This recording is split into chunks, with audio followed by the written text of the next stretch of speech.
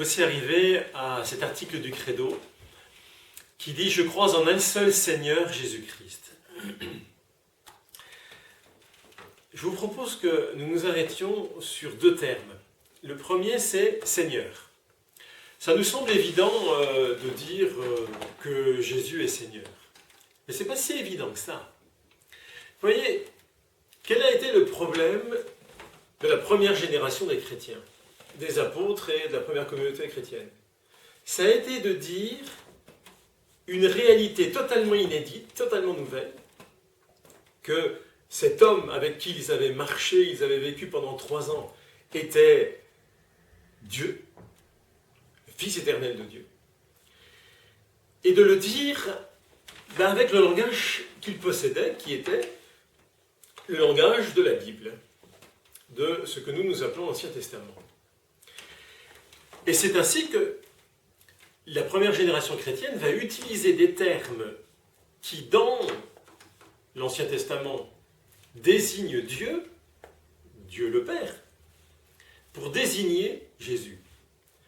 Par exemple, vous trouvez ça dans Actes 9, 14, ils disent « Ceux qui invoquent le nom du Seigneur seront sauvés ». Sauf que cette expression-là, invoquer le nom du Seigneur, elle s'applique pour Dieu. Autrement dit, cette petite expression est révolutionnaire pour l'époque.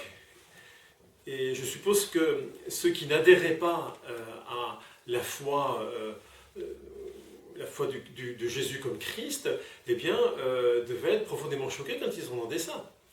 Le seul nom qu'il y a au-dessus de la création, c'est le nom de Dieu. Et voilà qu'on donne ce nom-là à Jésus. Autre exemple, vous trouvez dans Jean 1,14, dans le prologue de Jean 1,14, cette expression que le Verbe est riche en grâce et en vérité.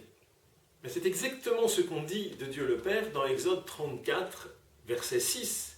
Vous savez, c'est quand Moïse demande à Dieu « Fais-moi ton visage ». Et Dieu dit « Mais mon visage, on ne peut pas le voir sans mourir, mais tu vas te mettre dans le creux du rocher, je vais passer, je vais mettre ma main, et puis quand je serai passé, j'enlèverai ma main, et tu me verras de dos. » Et Dieu passe, et il crie le tétragramme YHWH, Seigneur, Seigneur, Éternel, Éternel, Dieu de tendresse et de pitié, lent à la colère, plein de grâce et de fidélité. Exactement la même expression que l'on emploie pour Jésus. Autre exemple, et là on vient justement à ce qui nous occupe, on va attribuer à Jésus le nom même qu'on attribuait à Dieu dans l'Ancien Testament. Vous savez que dans l'Ancien Testament, on trouve 2 mots pour dire Dieu, Elohim, et puis le tétragramme YHWH. Le tétragramme, on l'a traduit par Othéos en grec, qui veut dire Dieu, Deus en latin et Dieu en français. Et le tétragramme, comme on ne le prononce pas, les Juifs disent Adonai ou l'Éternel. Adonai, c'est Okurios en grec, Dominus en latin et en français, Seigneur. Et bien qu'ont fait les premiers chrétiens?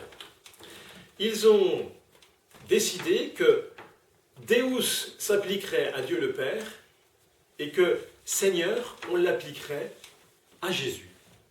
Et vous voyez qu'en faisant cela, il disait ni plus ni moins en disant que Jésus était Seigneur, il disait ni plus ni moins qu'il était l'égal de celui qu'on nomme, on ne devrait pas le faire comme ça, mais qu'on nomme Yahvé. C'était quelque chose qui était énorme. C'est une manière de dire, en disant je crois en un seul Seigneur, c'est une manière de dire que Jésus est Dieu. Mais non pas Dieu au sens de Dieu le Père, parce que là on dirait Théos, Deus, Dieu, mais qu'il est Dieu le Fils.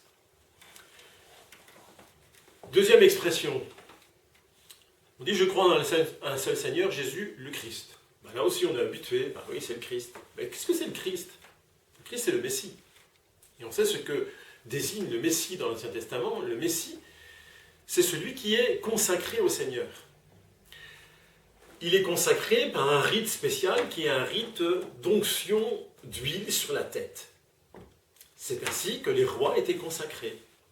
Vous pouvez lire dans le livre de Samuel l'onction qui est donnée au roi David.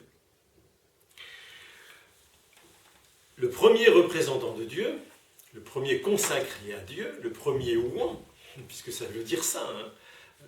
On dit Messie, Mashiach en hébreu, Christos en grec, puis on n'a pas traduit en français, on devrait traduire par ouin, mais c'est pas très beau, donc on a laissé Messie ou Christ.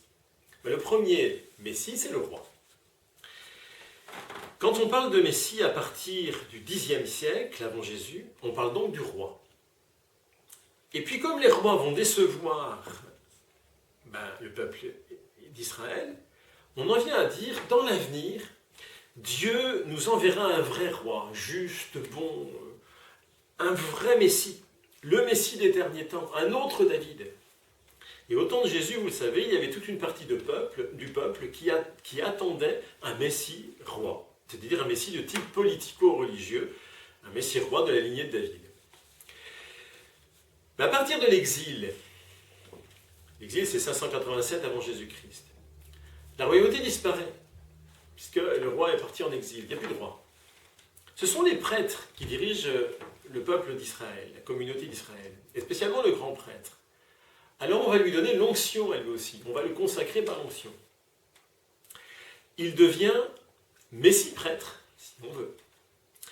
Et il va y avoir un courant dans le peuple d'Israël qui va se mettre à attendre pour les derniers temps un messie-prêtre, un messie grand prêtre. Et au temps de Jésus, ils seront peu nombreux à être de ce courant-là, mais il y aura quand même un petit courant, spécialement à Qumran, qui attendra un messie prêtre. Et puis la troisième catégorie de messie, ce sont les prophètes, symboliquement investis par l'Esprit, et dont certains sont très rares, mais ont été consacrés aussi par l'onction d'huile. Et bien au temps de Jésus, il y a un courant qui attend aussi un messie prophète. Il se fonde sur un texte du Deutéronome au chapitre 18. Et vous voyez, quand les gens rencontrent Jésus en Galilée, ils se demandent, mais qui est-il ? Est-ce que ce ne serait pas celui qui doit venir, c'est-à-dire celui qu'on attend à la fin des temps ? C'est ce que pose comme question Jean-Baptiste en Matthieu 11,3. Es-tu celui qui doit venir ou devons-nous en attendre un autre ? Donc vous voyez, la question que se posent les gens, est-ce que c'est le Messie ? Mais le Messie avec leur conception. Par derrière, Messie roi, Messie prophète, Messie prêtre. Et Jésus ne va jamais se dire lui-même Messie. Il va laisser Pierre dire « tu es le Messie », mais lui-même ne va pas le dire, parce qu'il n'entre dans aucune de ces catégories réellement. Il va plutôt se couler dans une catégorie, un courant spirituel, qui va montrer que le Messie qui va venir, c'est un Messie souffrant. Ce courant spirituel s'enracine dans le livre d'Isaïe, dans ce qu'on appelle les chants du serviteur souffrant. Mais ce qui va distinguer Jésus, c'est qu'il va dire « oui ». Mais ce Messie souffrant, ce n'est pas simplement un homme, parce que vous voyez, le Messie qu'attendait le peuple d'Israël et qu'attend le peuple d'Israël, d'une certaine manière, c'est un homme.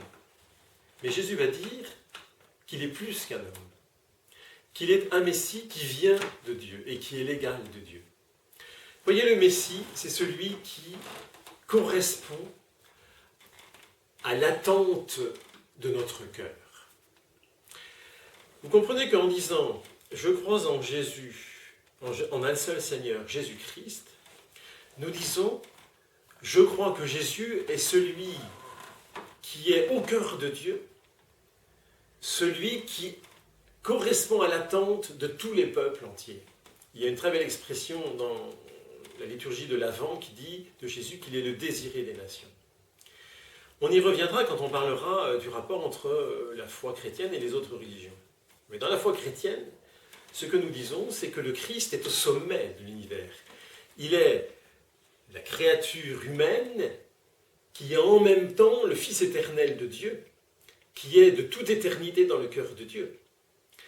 Et je vous propose justement comme exercice spirituel aujourd'hui, tout simplement de reprendre le texte par exemple de l'Exode, chapitre 3, de cette révélation du nom, lorsque Moïse demande à Dieu de lui révéler son nom et que Moïse dit « Je suis ».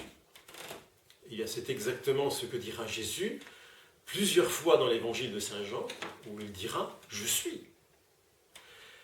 Lisez aussi l'Épître aux Corinthiens au chapitre 10, où on dit « Ce rocher sur lequel a frappé Moïse et d'où il est sorti une source d'eau vive, eh bien, ce rocher, ce qui les accompagnait, ce rocher, c'était déjà le Christ. » Donc en fait, c'est comme si on disait, 1000 ans avant, 13 siècles avant la venue de Jésus, Jésus était déjà là.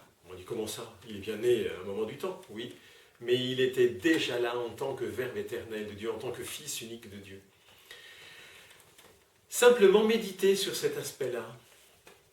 Difficile sans doute pour notre compréhension intellectuelle, mais tellement dilatant le cœur quand on pense que ce charpentier de Nazareth, eh bien c'est déjà le Fils éternel de Dieu, vers qui converge toute l'histoire de l'humanité, toute l'histoire d'Israël, toute notre histoire. À demain.